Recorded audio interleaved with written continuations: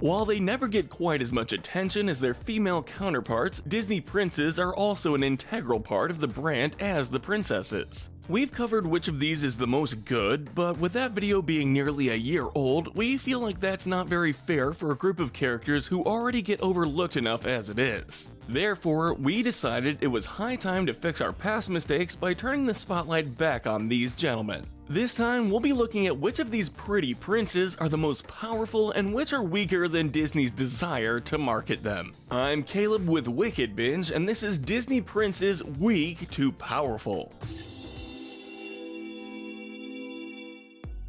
But first, we have to review the official rules of what makes a Disney prince. There are, none. Yeah, despite the draconian set of rules surrounding the Disney princesses, the so-called Disney princes have no real defining characteristics to them. However, if we can define them as the romantic counterparts to their respective princesses, we can reverse engineer a similar set of rules for us to follow. First, they must be introduced in the official Disney movie that isn't a sequel. Honey, you mean Hercules! Second, they must be royalty or the equivalent of such, either by birth or by marriage, or they must perform some grand heroic feat like saving China, for example. Third, their movie must be completely animated since that's what Disney is most known for. Fourth, they have to be human or at least human-like. And fifth, they cannot be bought properties, which automatically disqualifies characters like Dimitri and Han Solo. Furthermore, like with our princess lineup, there are a few characters who, for whatever reason, just barely miss out on the criteria, so we decided to cut them some slack and throw them on our list regardless. As for how we're going to be ranking these characters, there are a few things we have to consider as per usual. Obviously, physical strength will be a factor, but we will also be looking for other things such as military training and special powers. Additionally, we will also be looking for what resources they have available to them that they could bring to a fight, be it weapons, allies, or anything else that could tip the scales in their favor. Similarly to the above, wealth and political power will also be a huge factor, since the difference between the royal and non-royal entries on this list becomes significant when it comes to the powers of their respective kingdoms as a whole. With that out of the way, let's get into the ranking. This is a comparatively small list, and aside from a sharp spike near the end of the list, there isn't enough of a difference between these characters to justify separate categories. So we will simply start with our weakest prince and work our way up to the strongest. Our pick for the weakest Disney prince has to go to Naveen. The man spends most of the movie as a frog, so not off to a great start. However, it actually gets worse for Naveen since, as sad as it is, his time as a frog is actually him at his peak power. At the very least, he can use his unique biology to humiliate a group of bumbling frog hunters. Not defeat them, mind you, but at least it's something. Still, it's worth noting that this is just about everything that he can do. Naveen himself admits that he had grown up having everything done for him, leaving him incapable of doing even basic tasks. He does start to change during the course of the movie, but for the purposes of this list, we have to acknowledge this as being too little too late. As for political power, forget it. By the start of the movie, Naveen has been all but disowned by his parents, being cut off from his family's fortune and having his right to the throne revoked. This means that Naveen has nothing whatsoever to his name in terms of power, influence, or wealth, thus having nothing at his disposal to use to protect himself. I am the real Prince Naveen. This, coupled with the fact that he is physically weak and inept, easily earns Naveen the gold medal of weakness. The silver medal of weakness goes to the first of our pseudo-princes, Milo Thatch. In terms of physical strength, Milo would have to be the weakest of the Disney princes. Being a scholar, he has nothing in regards to physical athleticism, let alone any form of combat training. What's more, Milo is also a pacifist with a moral opposition to war and combat, meaning that even if he does have the power to fight back, he usually won't unless it's the absolute last resort. As a result, it's usually the rest of his allies who have to do the fighting for him, while Milo himself can only run distraction at most. It's this passiveness that keeps him from ranking any higher, as any positives we would have for him would subsequently be mitigated by his unwillingness to use them himself. And he does have a few positive attributes to him.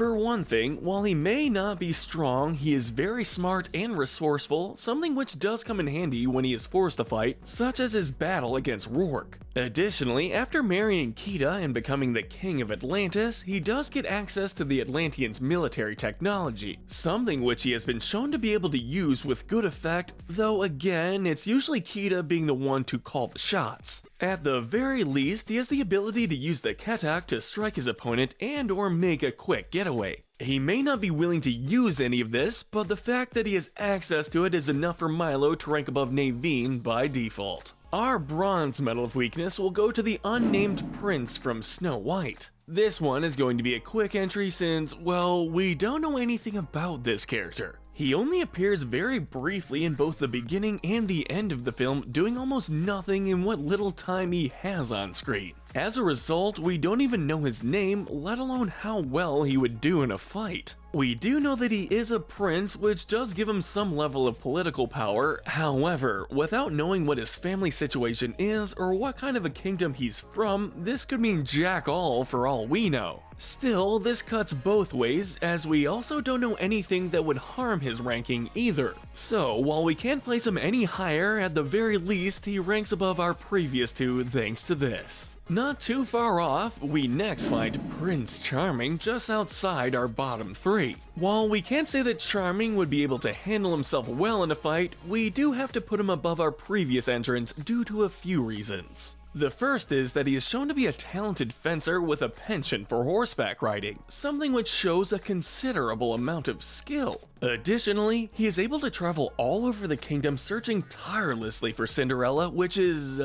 something, we suppose. Look, we know we're stretching, but it's certainly more than we can get from our last entry, so we can't be picky here. At the very least, it shows his determination, which is a positive quality in determining a character's strength. The more substantial reason why Charming ranks higher is that we know for a fact that he is first in line for the throne. Being the only son to the king and queen, Charming has a high level of political power that puts him above the previous entrants. He may not have as much influence as Milo, though his physical physique plus the latter's general passiveness edges Charming higher in the ranking. However, compared to the rest of this list, we feel like Charming wouldn't be able to hold out long in a fight against the others, so we'll have to place him lower on average as a result. Our next spot has to go to Kristoff. Having lived on the mountain his whole life, Kristoff is among the physically stronger Disney princes. He's a lot more rugged and muscular than most, and due to working with ice, he has a high tolerance for the elements for an added point in survivability. On top of that, being the fiance of the current queen of the Arendelle gives him a level of political power that he wouldn't have otherwise, which allows him to go toe-to-toe with some of the other entrants on this list. However, what Kristoff gains in variety, he ultimately lacks in potency. While he may be strong, he has no true combat training, meaning in an actual fight, he wouldn't be able to use said strength to his advantage. What's more, he also falls short in political power since his influence is somewhat limited until he marries Anna, something which he has yet to do. When we inevitably get Frozen 3, that may change, but as of right now, his only title being the Queen's fiance leaves a lot to be desired compared to the rest of this list. It's a similar case with our next entrant, John Smith. While not as physically strong as our previous entrant, John is a lot more rugged than the average prince. On top of that, he also has some level of combat experience, being a seasoned adventurer with a high amount of skill with a rifle. Actually, that rifle is what carries John this far, as his access to firearms gives him a huge advantage over most of the other Disney princes who don't have the access to weapons of the same caliber. In a hypothetical deathmatch between these characters, John would have a pretty good chance at coming out on top due to the sheer range of his rifle alone. Where John really stumbles, however, is in his influence. He is one of the only two characters on this list not to have any sort of title, since not only is he himself not royalty, but he also never ends up with Pocahontas in the end. While fans of the series would rather pretend that the sequel never happened, facts are facts and we can't let personal preference cloud our judgment here. And here, we get to see how little power John really has, as the king ends up taking Ratcliffe's word over his, resulting in him being labeled a traitor and forced to go on the run.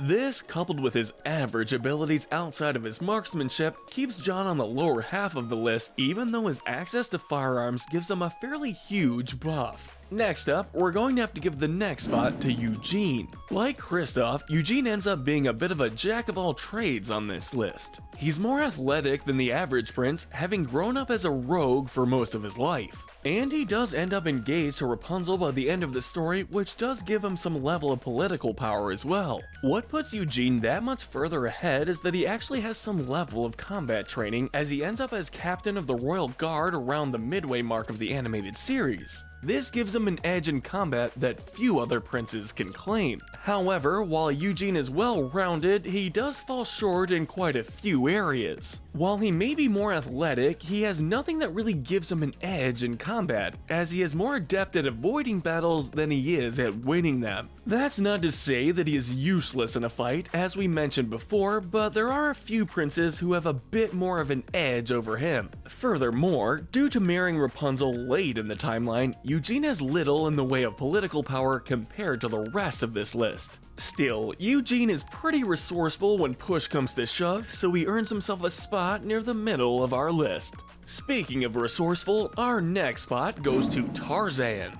Due to being raised as a gorilla, Tarzan is much stronger and more agile than most other princes. He is also resourceful, being able to use nearby trees and vines to his advantage in order to gain an edge over an opponent. Furthermore, while he has no formal combat training, he does have a lot of experience in battle. After all, how many other princes would be able to go head-to-head with a giant jungle leopard and live to tell the tale? Where Tarzan struggles the most is in the political area of power. While he is the de facto leader of his family of gorillas, aside from a handful of other animal friends here and there, that's as far as his influence goes. This would prove to be useful in a fight, however, the lack of scale and appropriate resources leaves him well outside the range of the other members of this list. Still, we have to give Tarzan a high enough ranking due to his raw strength and resourcefulness alone. Coming to the dead center of our list, we find Shang in our next spot.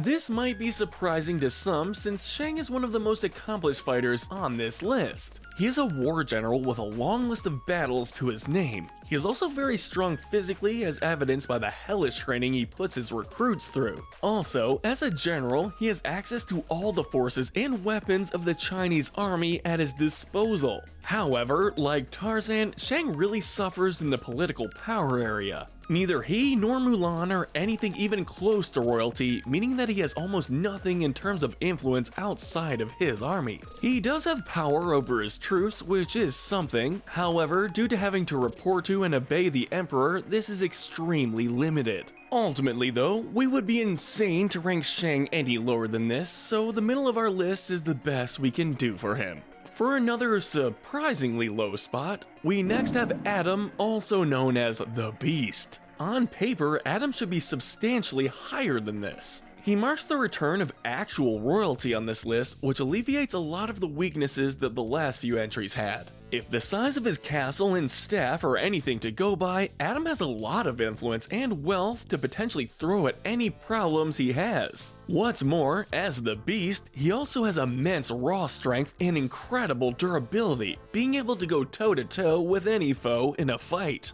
Whether it be waging war or battling head-on, Adam should be a devastating force either way. However, that is not necessarily the case, as it's more of an either-or case for him in terms of power. Adam has a lot of influence and political power, but has next to nothing in terms of physical strength. And the Beast has incredible strength and combat ability, but lacks the charisma and influence to have any sort of leadership. He could be a force to be reckoned with facing the rest of this list, or he could be bringing a knife to a gunfight by having the wrong set of skills at the wrong time. Because of this, we had to give Adam a lower ranking, but with the amount of power he has across the board, he earns a spot in the upper half of our list. Starting on the more substantial section of our list, our next spot goes to Eric. For starters, Eric is a prince, which does give him a high level of power politically. However, he's also no slouch in the physical department either. While we don't see him in direct combat, we know that he is a seasoned mariner who spends much of his time sailing with his men.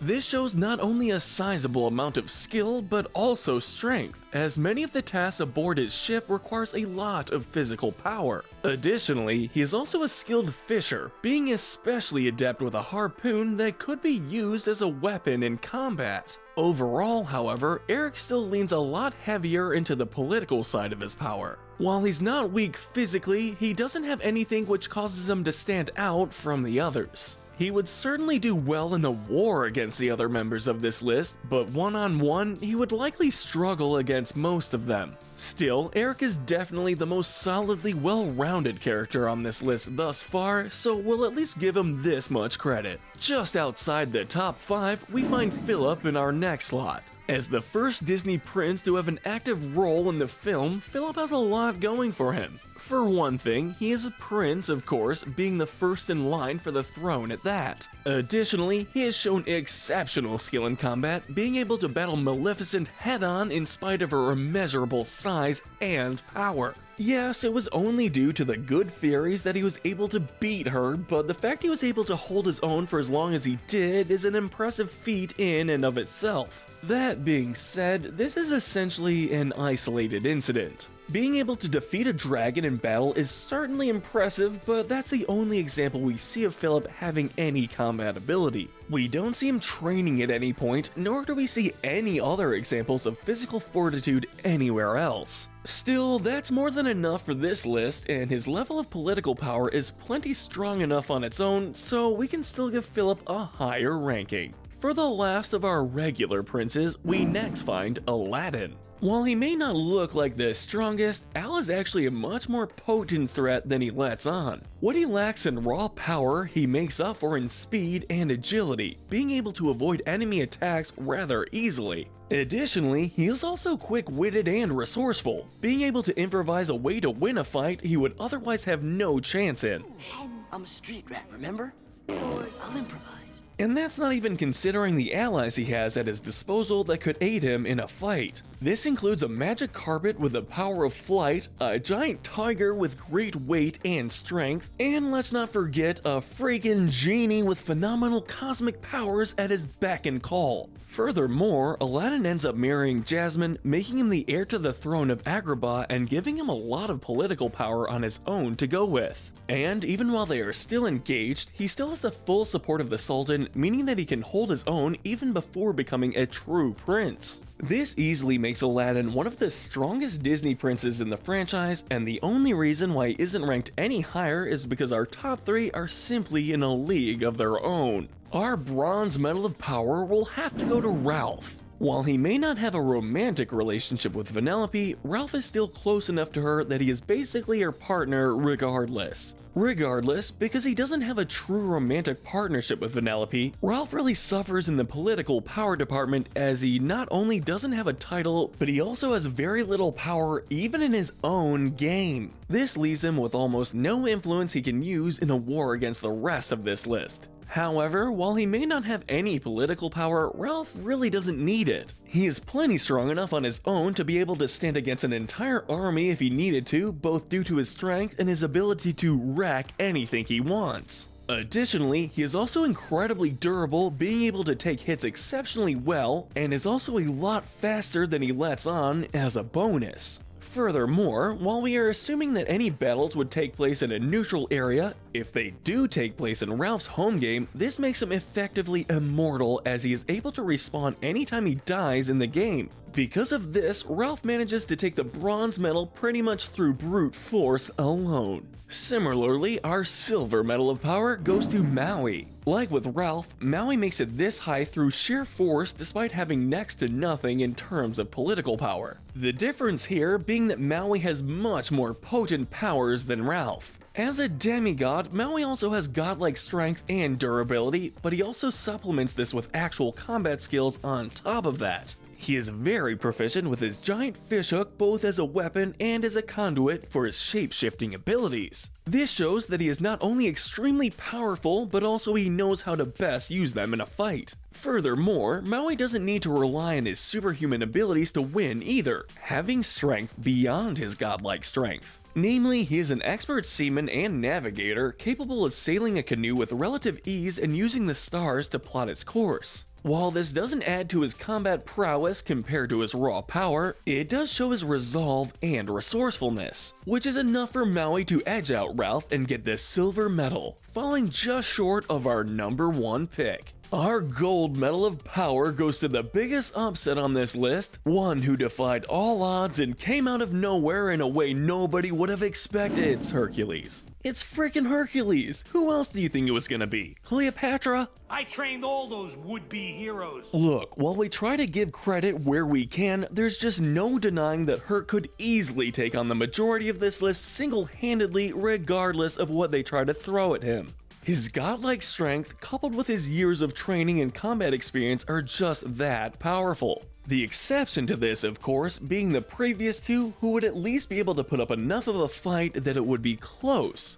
However, even then, Hercules still manages to blow these two out of the water with the one thing they had been lacking. You guessed it, political power. As the son of Zeus, Hercules has a strong connection to the gods of Olympus, whose collective power easily exceeds that of nearly any other character in the entire Disney canon. This means that even Ralph and Maui would be easily obliterated by Hercules if he used the full power and all the means at his disposal. With all of this in mind, we would be clinically insane not to give Hercules the title of the strongest Disney prince. But what do you think? Let us know if you agree. Be sure to hit that notification bell and binge our Weak to Powerful playlist, where we break down the strength of characters in your favorite cartoons. But most importantly, stay wicked.